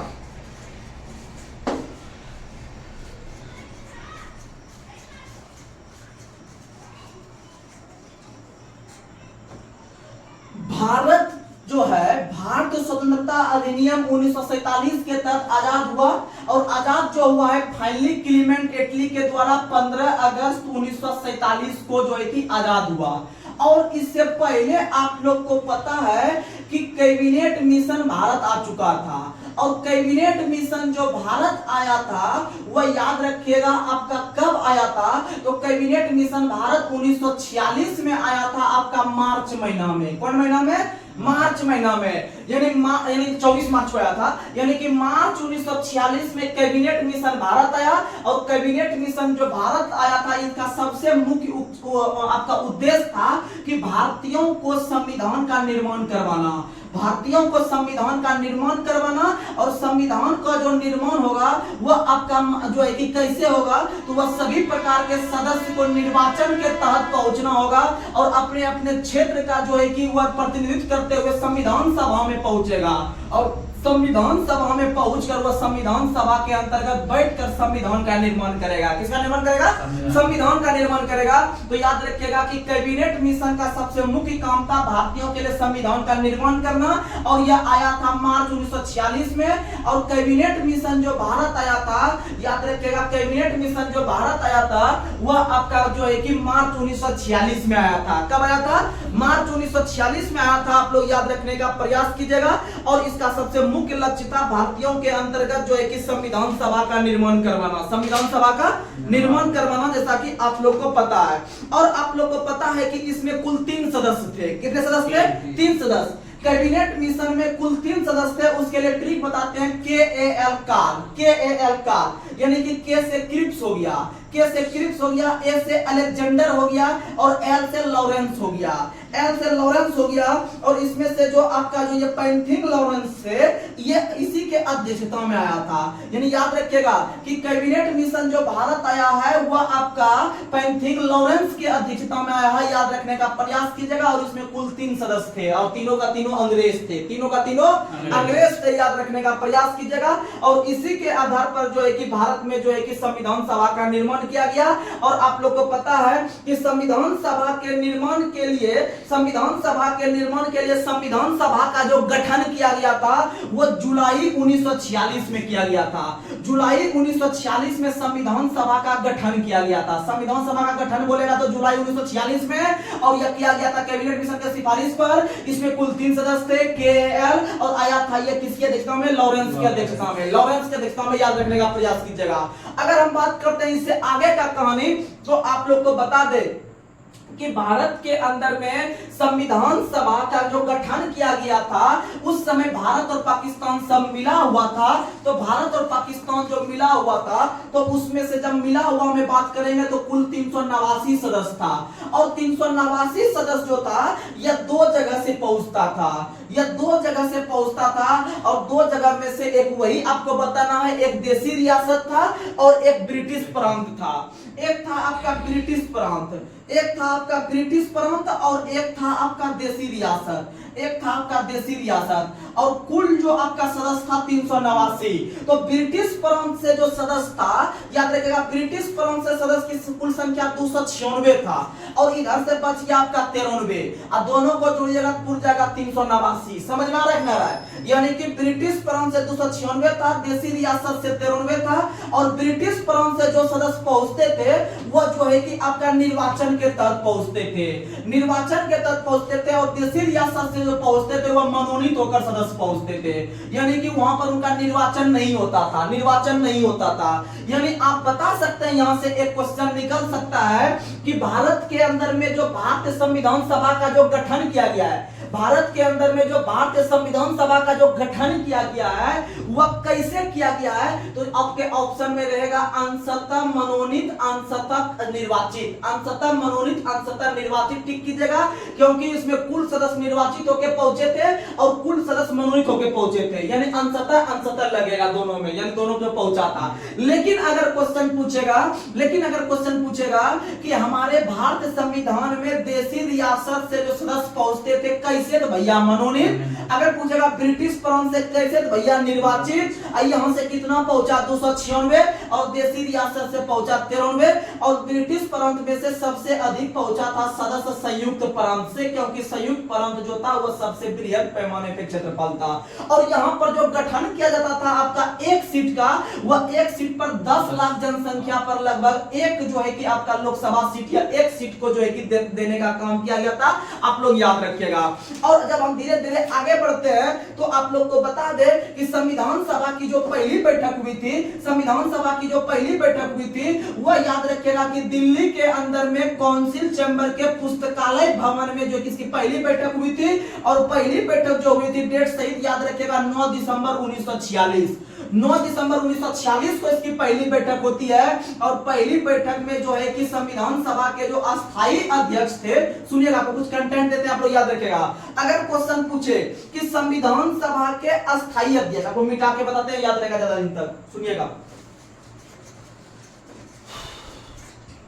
अगर पूछे संविधान सभा के अस्थायी अध्यक्ष मानना है डॉक्टर राजेंद्र प्रसाद, डॉक्टर राजेंद्र प्रसाद। अगर क्वेश्चन पूछे संविधान सभा के अस्थायी अध्यक्ष कौन थे, मानना है डॉक्टर सच्चिदानंद सिन्हा, डॉक्टर सच्चिदानंद सिन्हा। अगर क्वेश्चन पूछे कि संविधान सभा के जो पहले उपाध्यक्ष बनाए गए थे, संविधान सभा के पहले उपाध्यक्ष कौन बनाए गए थे, एच.सी. मुखर्जी बनाए गए थे। उसके बाद याद रखेगा कि संविधान सभा के दूसरे उपाध्यक्ष कौन बनाए गए थे, तो संविधान सभा के दूसरे उपाध्यक्ष वी.टी. कृष्णामाचारी बनाए गए थे, वी.टी. कृष्णामाचारी बनाए गए थे, याद रखने का प्रयास कीजिएगा। और संविधान सभा के जो सचिव बनाए गए थे, संविधान सभा के सचिव जो बनाए गए थे, वो बनाए गए थे एच.बी.आर. अयंगर, एच.बी.आर. अयंगर, एच.बी.आर. अयंगर बनाए गए थे संविधान सभा के सचिव। अगर हम बात करते हैं कि संविधान सभा के संवैधानिक सलाहकार कौन थे, संविधान सभा के संवैधानिक सलाहकार कौन थे, तो संविधान सभा के संवैधानिक सलाहकार आपके बी.एन. राव थे, बी.एन. राव थे, याद रखने का प्रयास कीजिएगा। और संविधान निर्माता के नाम से डॉक्टर भीमराव अंबेडकर को जानते हैं, डॉक्टर भीमराव अंबेडकर को जानते हैं। वहीं अगर हम बात करते हैं कि संविधान सभा के जो मुख्य प्रारूपकार थे, संविधान सभा के जो मुख्य प्रारूपकार थे, वो आपके एल.एन. मुखर्जी थे, एल.एन. मुखर्जी थे, याद रखेगा, एल.एन. मुखर्जी थे, याद रखेगा। और संविधान सभा के जो प्रतीक चिन्ह के रूप में, संविधान सभा के जो प्रतीक चिन्ह के रूप में काम किए थे, वो हाथी काम किए थे। और संविधान को जो अपने हाथों से जो लिखने का काम किया था, वह किया था आपका प्रेम बिहारी नारायण रैजादा ने, और वह 0 रुपया लिया था लिखने का। और इसी व्यक्ति का नाम जो है कि आपका संविधान में लगभग 251 पृष्ठ है, और 251 पृष्ठ पे सबसे नीचे में प्रेम बिहारी नारायण रैजादा का इनाम है। और याद रखेगा, वो लिखने में कुल 0 रुपया लिया था। और आप लोग को बता दे कि हमारे संविधान का जो मूल पृष्ठभूमि है, या फिर हमारे संविधान की जो मूल प्रति यानी पेज है, वह आपका हीलियम के गैस के वायुमंडल में रखा गया है। और आप लोग को बता दे कि संविधान जो थे हमारे हमारा जो संविधान है, आप लोग को पता है, इसको लिखने में कुल खर्च 63,96,729 रुपया आया था, यानी कि लगभग 64 लाख रुपया का खर्च आया था हमारे संविधान को लिखने में। समझ में आया कि नहीं? और हमारे संविधान का भार जो है वह कितना है, तो हमारे संविधान का भार कितना है, तो आप लोग बताइएगा कि 4.25 केजी है, यानी कि 3.75 केजी है, 3.75 केजी के अप्रॉक्स है, याद रखने का प्रयास कीजिएगा। तो आप लोग ये सब कंटेंट के रूप में याद रखिएगा। और डॉक्टर भीमराव अंबेडकर को संविधान के निर्माता के अर्थात आधुनिक युग का मनु के नाम से जानते हैं, आधुनिक युग के मनु के नाम से डॉक्टर भीमराव अंबेडकर को जानते हैं। लेकिन आप लोग को यहीं से हम थोड़ा आगे बढ़ाने का प्रयास करते हैं। सुनिएगा, आप लोग को जब हम आगे बढ़ाएंगे तो सुनिएगा, जब हमारे संविधान में का निर्माण हो रहा था 399 सदस्य में से, तो उसमें से जो ये डॉक्टर भीमराव अंबेडकर थे, डॉक्टर भीमराव अंबेडकर का जो निर्वाचन हुआ था वो आपके बंगाल प्रेसिडेंसी से हुआ था। और आप लोग को पता है कि बंगाल प्रेसिडेंसी अर्थात जब भारत का विभाजन हुआ, ये सब चुनकर पहुंचे थे आपके जुलाई 1946 में ही। जुलाई 1946 में ही चुनकर पहुंचे थे। लेकिन आगे चलकर जब भारत का विभाजन हुआ 15 अगस्त 1947 को, और आपको यह भी बताएंगे कि भारत का विभाजन कौन से योजना के तहत हुआ है और कैसे हुआ है, आपको इस पे भी हम चर्चा करेंगे। फिलहाल हम भीमराव अंबेडकर को लेकर आगे चलते हैं। सुनिएगा, 389 सदस्य का चुनाव जब मेरा जुलाई 1946 में हुआ था, तो उस समय डॉक्टर भीमराव अंबेडकर का निर्वाचन बंगाल प्रेसिडेंसी से हुआ था। लेकिन 1947 में 15 अगस्त के दिन जब भारत का विभाजन हुआ, तो उसमें सदस्यों की संख्या जो थी वह घटकर 299 रह गई।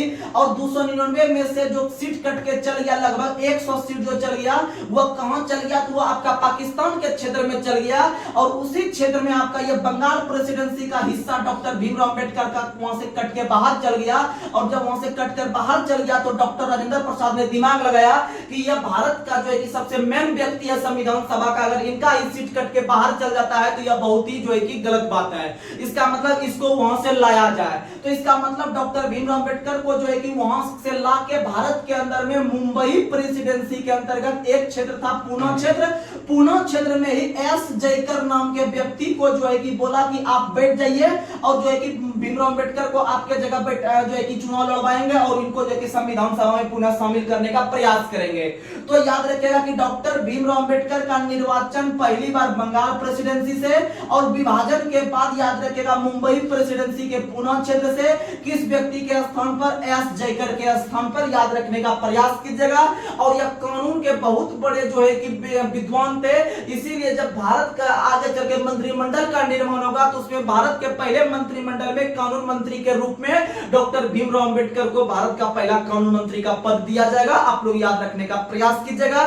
और भारत में पहली बार कानून दिवस जो मनाए हम लोग, या संविधान दिवस मनाए, वह 2015 से मनाना शुरू किया। 2015 से याद रखने का प्रयास कीजिएगा, प्रत्येक 26 नवंबर के दिन। तो चलिए आगे बढ़ते हैं। और जब भारत का विभाजन हो गया, यानी उसमें जब 299 सदस्य बच गया, तो 299 सदस्य भी दो जगह से पहुंचने लगे। कितने जगह से? दो जगह से, यानी कि एगो ब्रिटिश प्रांत से, एगो देसी रियासत से। यानी जब ये दोनों लिखेंगे तो आपका माइंड काम करना चाहिए कि देसी रियासत से आपका मनोनीत होकर पहुंचते थे और ब्रिटिश प्रांत से निर्वाचित होकर पहुंचते थे। आपका माइंड बार बार रिकॉल होना चाहिए। तो याद रखिएगा विभाजन के बाद ये यहां से 229 सदस्य पहुंचा, और इधर कितना बच जाएगा? 70। कितना बचेगा? 70। दोनों को जुड़ जाएगा तो 299 पूछ जाएगा।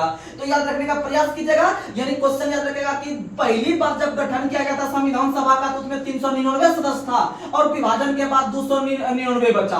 कितना बचा? 299 बचा। यानी कि पहली बार में 399 जहां लिखे हैं 389 कर लीजिएगा।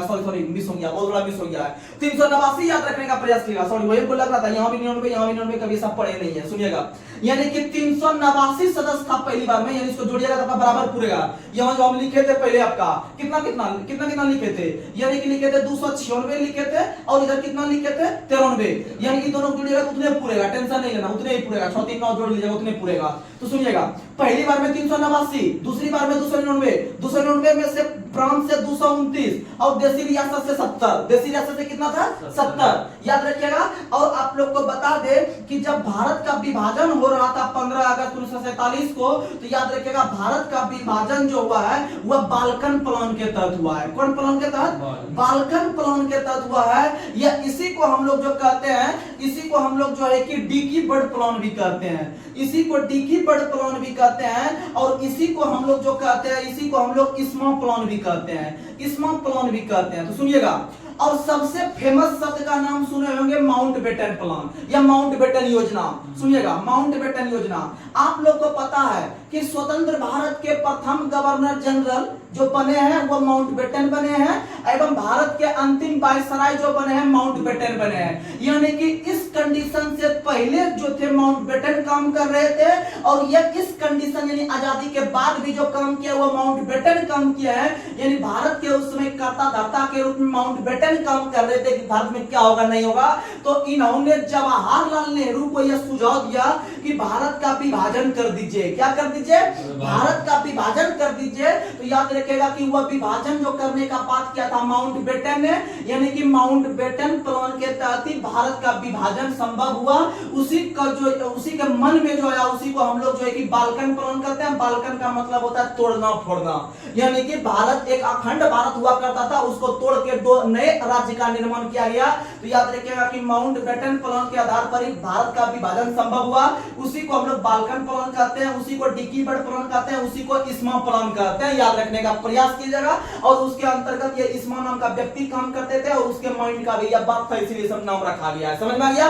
तो आप लोग डायरेक्ट क्वेश्चन पूछेगा कि बाल्कन प्लान का संबंध किससे है, तो भारत को एक डोमिनियन राज्य का दर्जा देने के लिए, या भारत का विभाजन करने को लेकर, या प्रथम विश्व युद्ध में भारतीयों को शामिल करने को लेकर। तो आप बताइएगा भैया ये जितना प्लान प्लान प्लान हम देख रहे हैं ना, सब है भारत का विभाजन करने का प्लान। समझ में आया कि नहीं? तो आप लोग ये सब कंटेंट याद रखेगा। तो चलिए हम लोग आज के सेशन को यहीं पर समाप्त कर रहे हैं। तो चलिए आज का लास्ट सवाल आप लोगों के बीच, जितने भी छात्र हमारे वीडियो को देखते हैं, आप लोग हमारे चैनल पर जो है कि आप लोग इसका कमेंट का आंसर देके जाइएगा।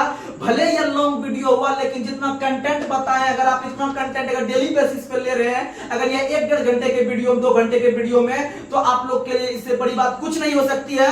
आप लोग देख लीजिएगा, ये बड़े बड़े कोचिंग का टक्कर देगा अगर आप लगातार इस चैनल पर बनकर रहते हैं। तो आप लोग जो है कि देखिएगा, आप लोग जितना चीज हम बताए, आप लोग इससे संबंधित जाके आप लोग ऑब्जेक्टिव क्वेश्चन लगाने का काम कीजिएगा। चाहे आप जहां पर लगा सकते हैं, आप टेक्स्ट बुक का निकाल लीजिए, या फिर आप लूसेंट का ऑब्जेक्टिव निकाल लीजिए, या फिर आप यूट्यूब पे किसी भी चैनल पे निकाल सकते हैं। आप वहां पर जाके मारिएगा तो आपसे अधिक से अधिक क्वेश्चन जो है कि टच हो जाएगा। लगभग 80% क्वेश्चन, 90% क्वेश्चन कवर हो जाएगा। तो चलिए आज का जो है कि आप लोग के बीच हम लोग लास्ट सवाल ला रहे हैं। तो आप लोग बताइएगा कि आज का लास्ट सवाल आप लोग को बताना है कि भारत के अंदर में सबसे बड़ा पारित किया गया अधिनियम जो था, भारत के अंदर में सबसे बड़ा पारित किया गया जो अधिनियम था ब्रिटेन के संसद के द्वारा, वो कौन सा अधिनियम था?